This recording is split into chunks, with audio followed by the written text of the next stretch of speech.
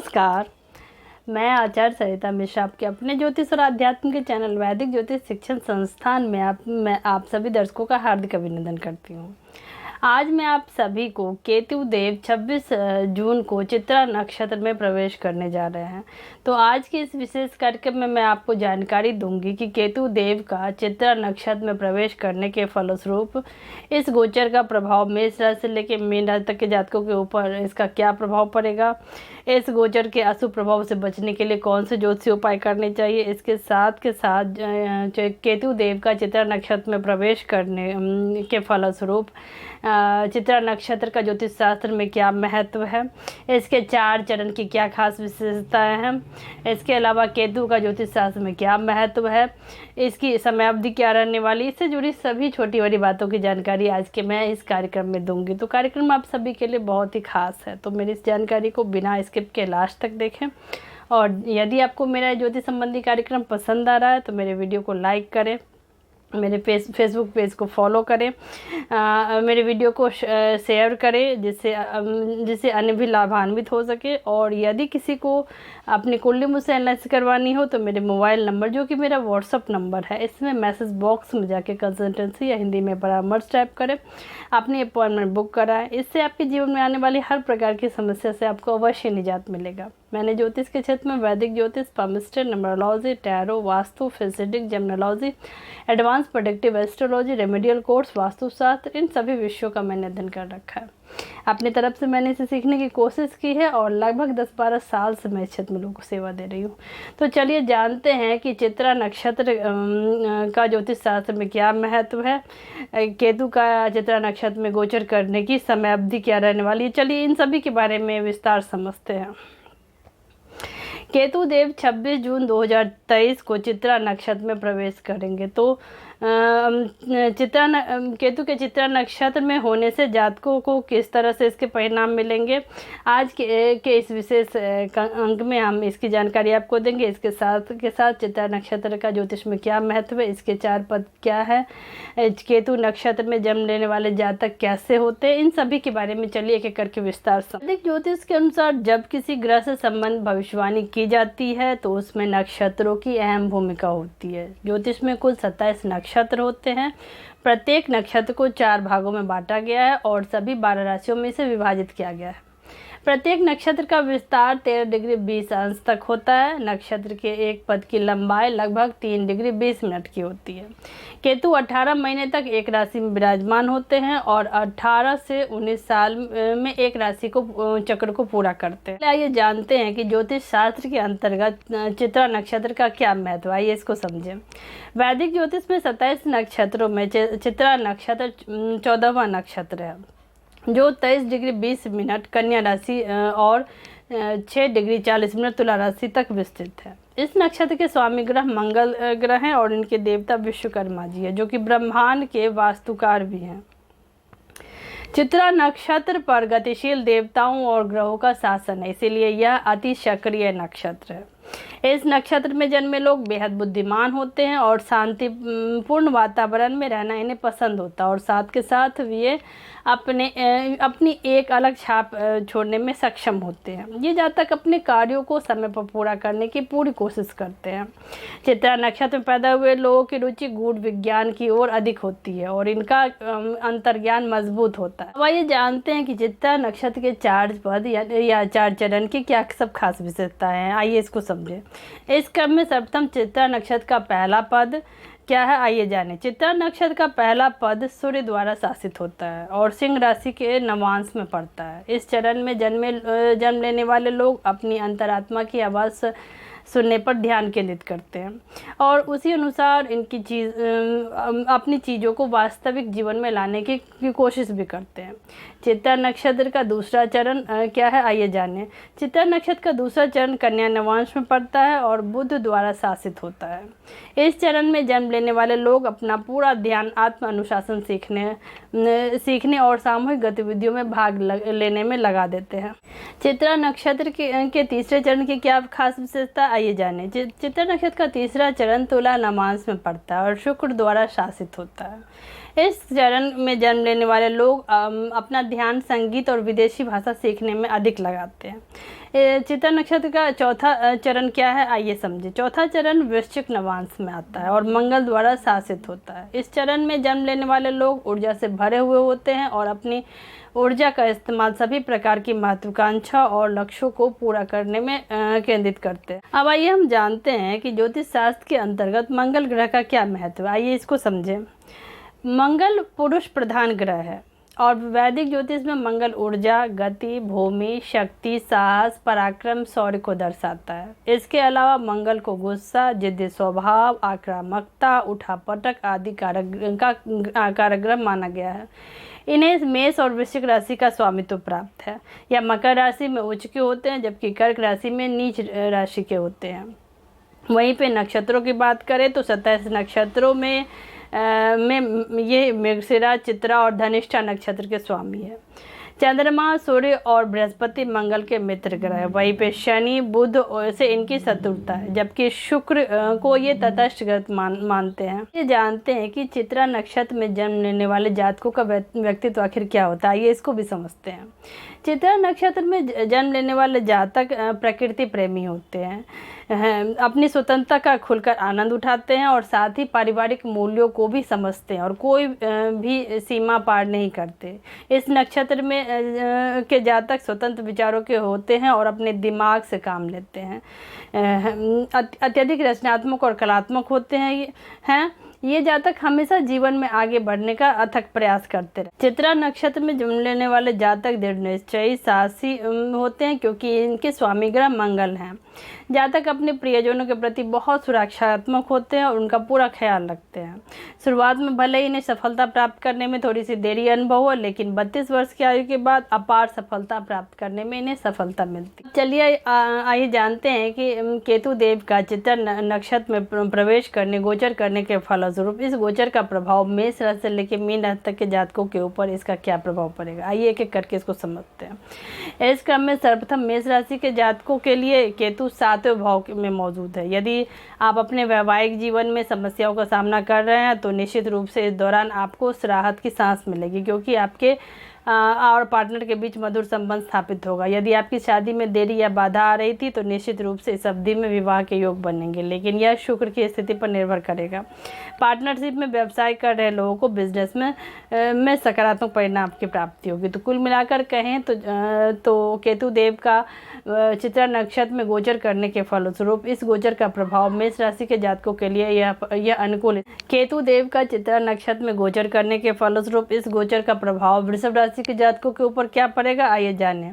वृषभ राशि के जातकों के लिए केतु 6ठे भाव में विराजमान है। इस दौरान आपके विदेश जाने के योग बनेंगे। यदि महादशा उपयुक्त हो तो आपके विदेश में बसने के भी रास्ते खुल सकते हैं। केतु का यह गोचर प्रतियोगी परीक्षा की तैयारी कर रहे छात्रों को सफलता दिलाने में भी मदद कर सकता है और आप अपने शत्रुओं, विरोधियों पर विजय प्राप्त कर सकते हैं क्योंकि यह आपके 6ठे भाव के स्वामी भी हैं। तो कुल मिलाकर कहें तो वृषभ राशि के जातकों के लिए केतु देव का नक्षत्र परिवर्तन इनके लिए लाभदायक रहने वाला है। मिथुन राशि के जातकों के ऊपर केतु का चित्रा नक्षत्र में गोचर के फलस्वरूप क्या स्थिति रहेगी, आइए जानें। मिथुन राशि वालों के लिए केतु आपके 5वें भाव मौजूद हैं। इस अवधि के दौरान केतु आपके प्रेम जीवन में समस्याएं पैदा कर सकते हैं।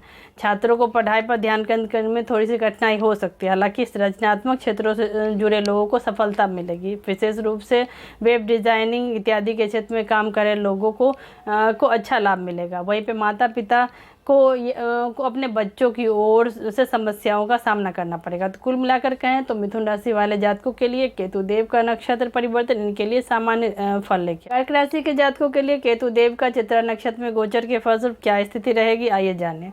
कर्क राशि के जातकों के लिए केतु 4थे भाव मौजूद है और इसके परिणाम स्वरूप माता जी के साथ आपके संबंध में उतार चढ़ाव देखने को मिल सकता है और आपकी माता का स्वास्थ्य भी इससे प्रभावित हो सकता है। लेकिन यदि 4थे भाव के स्वामी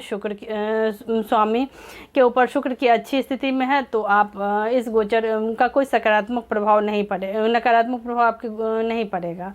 चौथे भाव में स्थित केतु परिवार में शांति को भंग कर सकता है, लेकिन यदि चौथे भाव के स्वामी और चंद्रमा शुभ स्थिति में हो तो निश्चित रूप से यह इन समस्याओं से लड़ने में आप सक्षम भी होंगे। तो कुल मिलाकर कहें तो केतु देव का चित्ता नक्षत्र में गोचर के फलस्वरूप कर्क राशि वालों के लिए यह स्थिति इनके लिए प्रतिकूल स्थिति रहने वाली। केतु देव का चित्ता नक्षत्र में गोचर के फलस्वरूप सिंह राशि के जातकों की क्या स्थिति रहेगी, आइए जानिए। सिंह राशि के जातकों के लिए तीसरे भाव में केतु देव विराजमान होंगे और यदि कुंडली में मंगल की स्थिति अच्छी मौजूद है तो यह गोचर आपको अपार साहस प्रदान करेगा। हालांकि यह आपके और आपके प्रियजनों के बीच एक संवादहीनता पैदा कर सकता है, लेकिन बुध सिंह राशि के जातकों के लिए एक अनुकूल ग्रह है, इसीलिए ऐसे में यह चीज़ों को इतनी जल्दी हाथ से नहीं निकालने देगा। इस दौरान आपके छोटे भाई बहनों के साथ अनबन थोड़ी सी हो सकती है, इसीलिए आपको थोड़ा सतर्क रहना होगा। तो कुल मिलाकर कहें तो सिंह राशि वालों के लिए केतु देव का चित्ता नक्षत्र में गोचर इनके लिए मिली जुली स्थिति। केतु देव का चित्ता नक्षत्र में गोचर के परिणाम स्वरूप कन्या राशि वालों की क्या स्थिति रहेगी, आइए जानिए।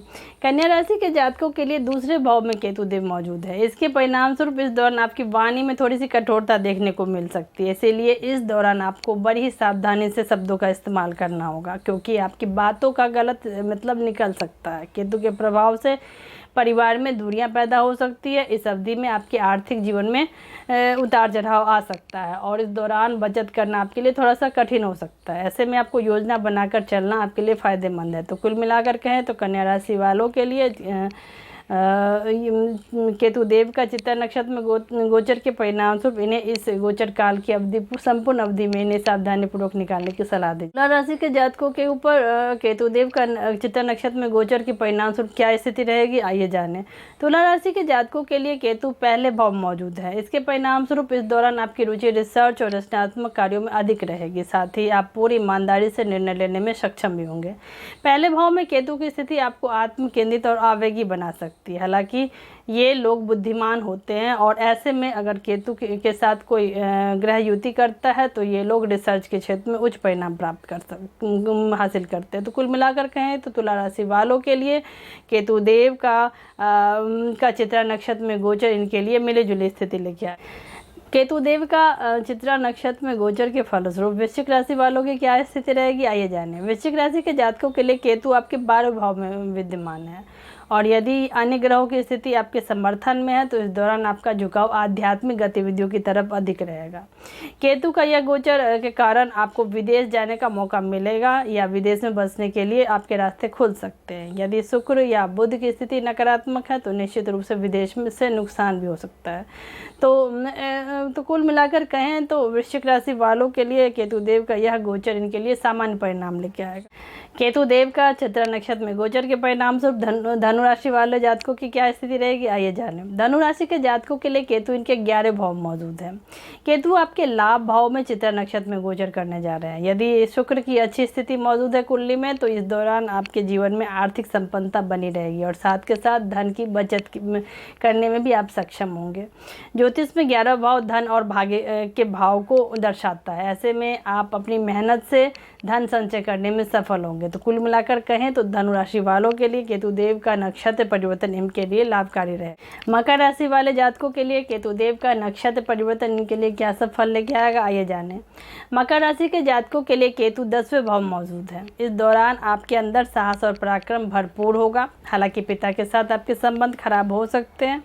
हो सकता है कि व्यापार में की गई कड़ी मेहनत इस दौरान रंग लाती दिखाई न दे और आपकी प्रगति में कई बाधाएं इसके परिणाम स्वरूप देखने को मिल सकती है। वरिष्ठों के से विरोध का सामना आपको करना पड़ सकता है, जिसका सीधा प्रभाव आपकी मानसिक स्थिति पर पड़ेगा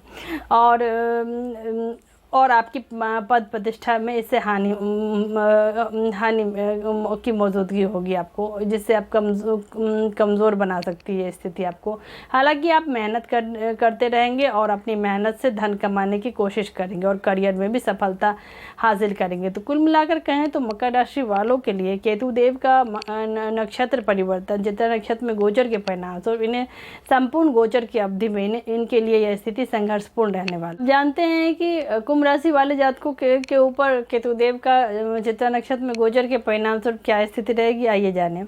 कुंभ राशि के जातक केतु के लिए केतु आपके 9वें भाव यानी कि भाग्य आध्यात्म के भाव में गोचर कर रहे हैं। इसके परिणाम स्वरूप आपको स्वास्थ्य के मामले में बेहतर परिणाम प्राप्त होंगे। इस दौरान आप अपने व्यापार में आगे बढ़ने में अधिक ध्यान देंगे और इसके लिए कड़ी मेहनत करते हुए नजर आएंगे, जिसके कारण आपका व्यापार फलेगा फूलेगा, लेकिन पैसे बचाने में थोड़े से आप असफल रहेंगे। इस दौरान आपको अपने बच्चों से सकारात्मक ऊर्जा प्राप्त होगी। यदि पिता के साथ आपकी पहले से कोई अनबन चल रही है तो इस दौरान सभी समस्याओं का अंत होगा।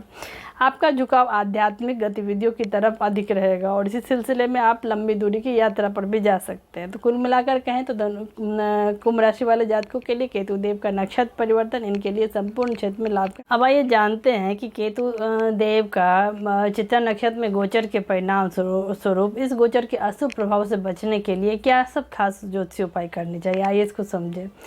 इस क्रम में सर्वप्रथम केतु को मजबूत करने के लिए भगवान विष्णु के मत्स्य अवतार की पूजा करना लाभदायक रहता है। भगवान गणेश को दुर्वा घास अर्पित करें और उनकी विधि विधान से पूजा आराधना करें। श्री गणपति अथर्व शीर्ष स्रोत का पाठ करना लाभकारी रहता है। कुंडली में केतु की मजबूत स्थिति के लिए केतु के रत्न कैट्स आई को धारण करना चाहिए, लेकिन कोई भी रत्न धारण करने से पहले अपनी कुंडली किसी विद्वान ज्योतिष से अवश्य दिखवा लें। इसके अलावा साबुत उड़द, काले तिल और काले जामुन की बनी मिठाई का यथाशक्ति दान करने से भी कुंडली में केतु की अशुभता दूर होती है। तो इसी के साथ ईश्वर का आशीर्वाद ऐसे ही हम सभी के ऊपर बना रहे। आप सभी मेरे कार्यक्रम से जुड़े। यदि पसंद आता है तो इसे देखें, लाइक शेयर और सब्सक्राइब करें। धन्यवाद।